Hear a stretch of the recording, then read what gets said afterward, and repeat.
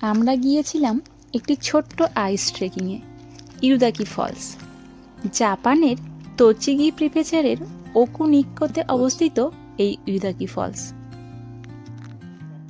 যাওয়ার আগে ম্যাপ ডেস্টিনেশনে দেখেছিলাম নিক্কো থেকে বাসে ইউতাকি ইরিগুচি বাসস্টপে নেমে 5 মিনিটের হাঁটা পথ।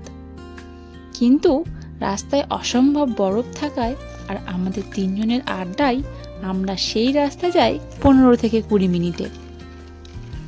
আমরা যখন প্রথম যাওয়া শুরু করি চারপাশটা ছিল একেবারেই জনশূন্য। তার একটা কারণ হলো আমরা গিয়েছিলাম ডিসেম্বর মাসে। এই সময় প্রচণ্ড ঠান্ডা ও তুষারপাতের কারণে বেশিরভাগ রেস্তোরাঁ, দোকান, এমনকি পাবলিক টয়লেটগুলোও বন্ধ থাকে ডিসেম্বর মাস থেকে এপ্রিল মাস পর্যন্ত। আর টুরিস্টরাও কম আসে এই সময়। আমাদের যাওয়ার প্রথম দিকের রাস্তা ছিল বেশ পরিষ্কার আর জনশূন্য থাকলেও মাঝের দিকের রাস্তা ছিল বেশ স্লিপি, আর আমরা পেয়ে গেছিলাম 2 বন্ধুও। অবশেষে আমরা রাস্তা ছেড়ে পাশ দিয়ে যাওয়া শুরু করি। দেখে তো বোঝাই যাচ্ছে কেমন তুষার পড়ে রয়েছে। চারপাশের ঘন জঙ্গল, খাড়া পাহাড় সম্পূর্ণ সাদা তুষারে ঢেকে আছে, যেন মনে হচ্ছে রূপালি চাদর গায়ে দিয়ে আছে। এত বড় একটি এলাকা সম্পূর্ণ শান্ত এক জাদুকরী রূপ নিয়েছে, যা শহরের কোলাহল থেকে সম্পূর্ণ মুক্ত। অনেকটা দূর থেকেই আমরা এই ঝর্ণার গর্জনের প্রতিধ্বনি শুনতে পাচ্ছিলাম। চারপাশের তুষারপাতের কারণে এই এলাকাতে কোনো দোকানপাটই ছিল না।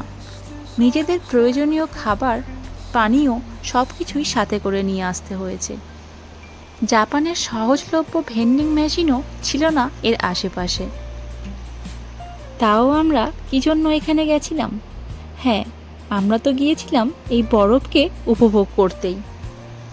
আমাদের যাওয়ার দিনও খুব অল্প তুষারপাত হয়েছিল, তার আগে হয়তো অনেক তুষারপাত হয়ে গিয়েছিল। আমাদের যাওয়ার দিনে তাপমাত্রা ছিল -6 কি 7। আড্ডা দিতে দিতেই আমরা পৌঁছে গিয়েছি জলপ্রপাতের কাছে। চলো প্রথমে আমরা খানিকক্ষণ ঝর্ণাকে উপভোগ করে নিই, তারপরে বলবো বাকি গল্প।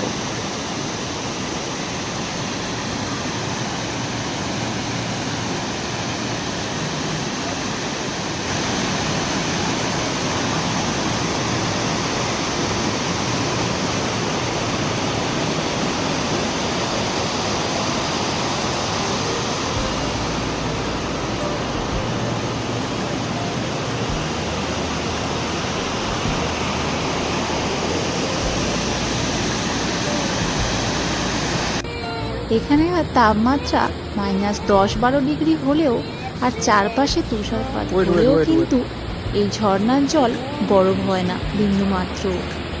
তার কারণ এই ঝর্ণার জল আসে হ্রদ থেকে, আর যে হ্রদ থেকে এই ঝর্ণার জল আসে তা গরম জল। ঝর্ণার কাছে গিয়ে ঝর্ণার জল দেখলেও দেখা যায় সেখান থেকে বাষ্প উঠছে। জাপানিজ এক বন্ধুর কাছে শোনা এই ঝর্ণাকে তাদের হাত পাখার সাথে তুলনা করা হয়। জাপানিজ সংস্কৃতিতে এটাকে বলে সুহিরো গাড়ি।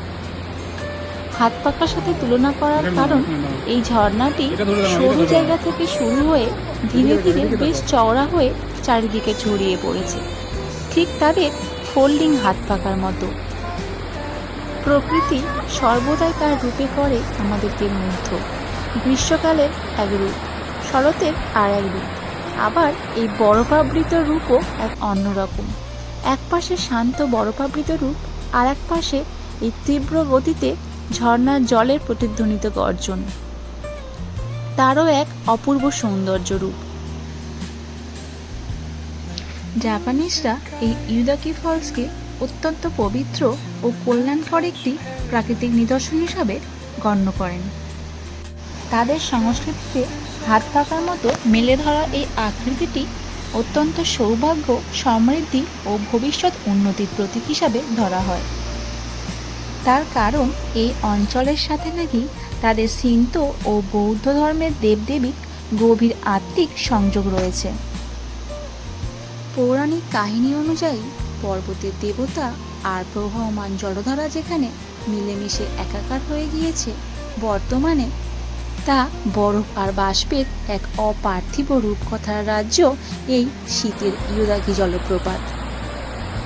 নিস্তব্ধ সাদা অরণ্যের মাঝে এই রূপলি হাত পাখার গর্জন যেন মনকে শান্ত করে তুলে এক পবিত্রতা এনে দেয়। আমরা সেখানে বেশ খানিকক্ষণ কাটিয়ে এই জলপ্রপাতের মুগ্ধতা উপলব্ধি করে আস্তে আস্তে বাড়ির দিকে রওনা দিলাম।